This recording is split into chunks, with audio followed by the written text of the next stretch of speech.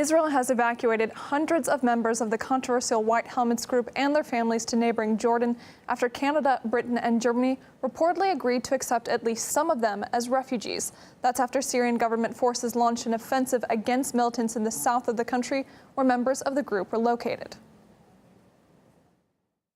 Upon request of the US, Canada and European states, Israel has completed a humanitarian effort to rescue members of a Syrian civil organisation, the White Helmets and families. They were evacuated from the war zone in southern Syria to a neighbouring country.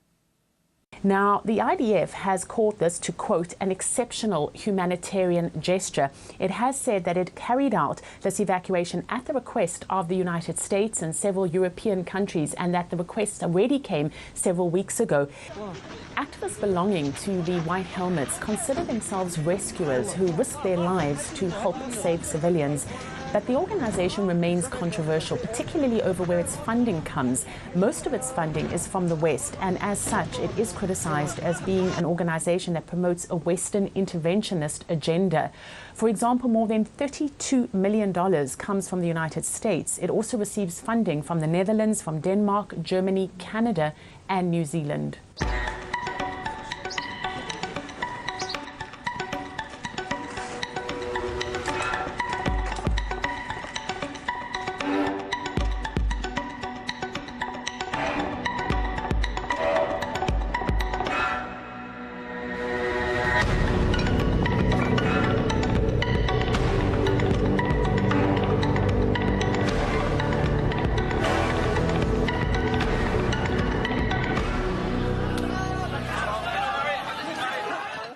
Now, we're still waiting for Russian reaction, but when the first reports emerged a few days ago over this planned evacuation, the Russian Foreign Ministry said that there was concern over so-called provocations that could happen during such a move.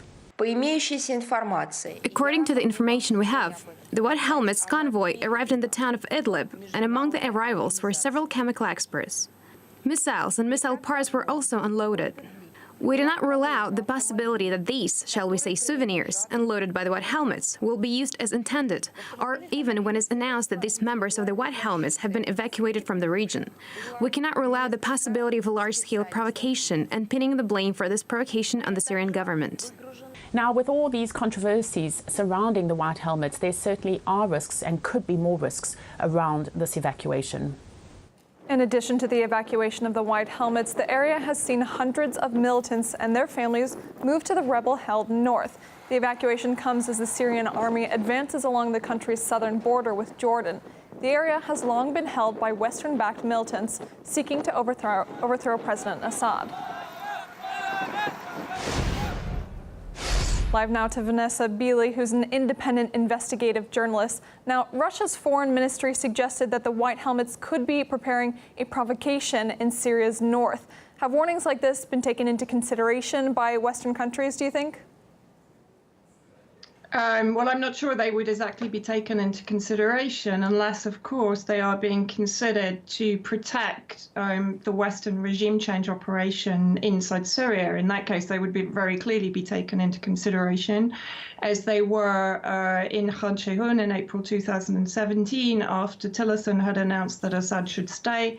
I think within 24 hours, the primarily British-financed White Helmets led the narrative on the alleged chemical attack in Khan Sheikhoun, and then later, obviously, in Eastern Ghouta, which was another liberation campaign by the Syrian army and its allies. It was the White Helmets who produced the now discredited chemical provocation in Eastern Ghouta, discredited, of course, by the interim OPCW report that has announced that no sarin was used and only chlorinated elements that could have their origin in household items. So the OPCW report has largely raised the question of the credibility of the White Helmets reports from inside Syria. And why do you think the credibility that's being questioned by others is being ignored in this evacuation? Well, I mean, this is, as the IDF have announced, this is an exceptional evacuation. It's an exceptional evacuation for an exceptional organization created by the exceptionalist regimes in the United States and in the UK and in the EU, the NATO member states, but also supported by particularly Qatar and Saudi Arabia. So what we've seen here is the evacuation of this alleged humanitarian group, while of course the Israeli occupier of Palestine has recently murdered medics in Gaza and is continuing its ethnic cleansing program against Palestinian civilians. However, it gives an exceptional passage to the White Helmets. And you know, the numbers of 800 White Helmets and their families seem very big considering the number of White Helmets that would probably be in the south. So how do we know that they are not evacuating armed fighters that we know have been acting as custodial guardians of illegally annexed Israeli territory in that province, in the southern province, and that these militants are not simply donning a white helmet uniform or helmet in order to cross the border to safety in Jordan? How many special forces, NATO special forces, are among those who are being exceptionally evacuated from the southern provinces before the Syrian Arab army fully liberates those areas? We also saw this in East Aleppo, by the way, and in eastern Ghouta. We saw protests by the UN agencies, or demands rather, that the White Helmets be evacuated and given priority, in effect, over civilians. And that's what we're seeing now. We're seeing Syrian civilians being left at the border of Israel and the border of Jordan, while the White Helmets are again being given exceptional progress through those two countries and on to the countries that are supposedly going to host them. Now, just to point out, the reports that it was initially 800 White Helmets members were evacuated. That has now been reduced to just over 400. But you are right that we also have reports saying that in addition to them, there's also hundreds of militants and their families being moved to the north. Will the international coalition continue to help allies that are losing ground in Syria then?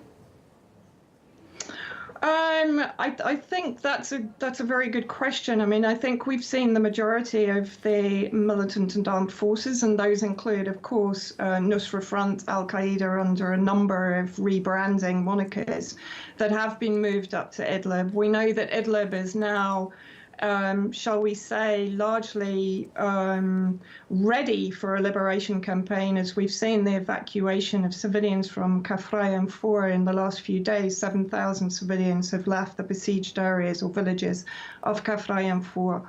And we know that Idlib is effectively sort of a terrorist central area or hub inside Syria, and therefore there is an expected liberation campaign. We saw the US basically abandon its military proxies in the south when the Syrian Arab army closed in to liberate those areas. I suspect that they will probably do the same in Idlib. I cannot see the United States committing military forces or resources to those terrorist factions or militant factions in the northwest. Well, we've just had Trump and Putin agreeing to work on delivering humanitarian aid to Syria to ease the country's crisis. However, do you think that conflicting views when it comes to Syria could hinder that aid delivery? The two are likely to disagree on what's happening even today. Well, I mean, I think since the Russian intervention in September 2015, we've seen Russia consistently provide humanitarian aid, broker the amnesty and reconciliation deals in the areas under liberation, such as Eastern Ghouta, East Aleppo, and now the southern provinces, to guarantee ceasefires, to guarantee moving forward into reintegration of those armed factions back into Syrian society. So I don't think there is any question over the Russian involvement in humanitarian aid inside Syria. It's consistently been very successful. However, what we've seen of the US version of humanitarian aid has, of course, been demonstrated by the operation in Aleppo, which led to the deaths of civilians, the starvation of civilians, and the continuing deaths of civilians. With the issues with mines that were left behind by ISIS when they fled the area. So conflicting agendas inside Syria, it's difficult to see Russia and the United States working cohesively on humanitarian projects inside Syria. Vanessa Beeley, independent investigative journalist, thank you so much for your time.